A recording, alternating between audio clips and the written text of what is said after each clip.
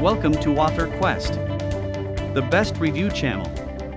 Please don't forget to like, comment, and subscribe to our channel for more updates.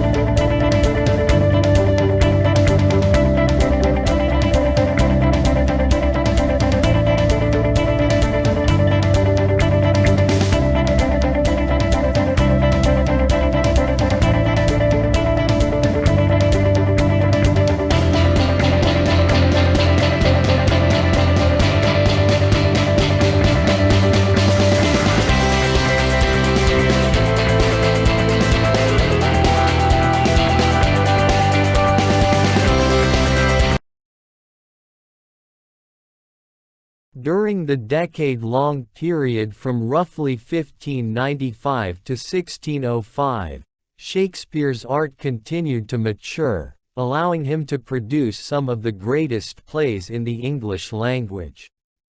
Between 1595 and 1600, Shakespeare experienced numerous adversities.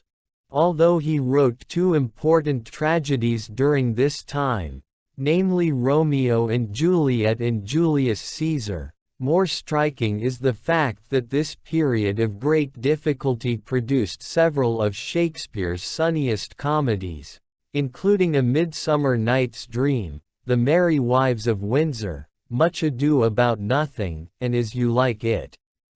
He also wrote the strangely ambivalent comedy The Merchant of Venice during this time. Between 1600 and 1605, Shakespeare continued to produce comedies, including three of his very best: Twelfth Night, Measure for Measure, and All's Well That Ends Well. However, perhaps overshadowing these works are Shakespeare's immense achievements in tragedy. In a stunning feat of creative production, Shakespeare wrote 7 important tragedies, including most especially Hamlet, Othello, King Lear and Macbeth. SparkNotes Plus, promo. Several conditions enabled Shakespeare's art to mature to such a considerable degree. For one thing, during this period he wrote exclusively for the Lord Chamberlain's men. Not only did he have personal relationships with his actors, but this situation also allowed him to develop his scripts in close collaboration with them. For another thing, competition with other theater companies increased dramatically during this period. In addition to 2 splendid companies of boy actors, the Lord Chamberlain's men competed with the Lord Admiral's men. This competition required Shakespeare to keep pushing his art further and keep audiences coming. But what exactly changed in Shakespeare's approach to his art during this time? One significant change involved his use of the soliloquy to develop rich characters. Whereas his use of this technique felt a bit mechanical in the early play Richard III, Shakespeare had perfected it by the time of Hamlet, a play dominated by the soliloquies of a single character.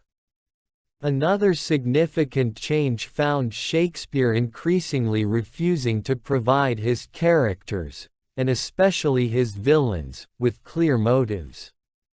Removal of a clear motive afforded Shakespeare new opportunities to explore the contradictions of human nature. In addition to his refinement of the soliloquy and the removal of clear motives, Shakespeare's most famous plays from this period also incorporate personal experiences and political happenings in more complex and unexpected ways. Hamlet, for instance, appears to express Shakespeare's grief over the loss of his son, Hamnet. Yet the play does so by telling a story about the death of a father. With regard to Macbeth, Shakespeare incorporated unsettling echoes of the Gunpowder Plot, in which Guy Fawkes conspired to blow up King James and the Parliament. Shakespeare's treatment of the witches in this play also relates closely to known reports of King James's anxiety about occult experiences. Perhaps most complex of all is King Lear. The plot of this play comes from the old legend of King Lear, whose daughter Cordell saves him from the evil plotting of her sisters. But the details of the play also correspond to a real-life story of a man named Sir Brian Annesley, whose daughters, one of whom happened to be named Cordell, tried to get him certified insane. Yet King Lear also gives form to other personal and political anxieties, such as the problem of inheritance and royal succession, all without compromising the play's central, dramatic force.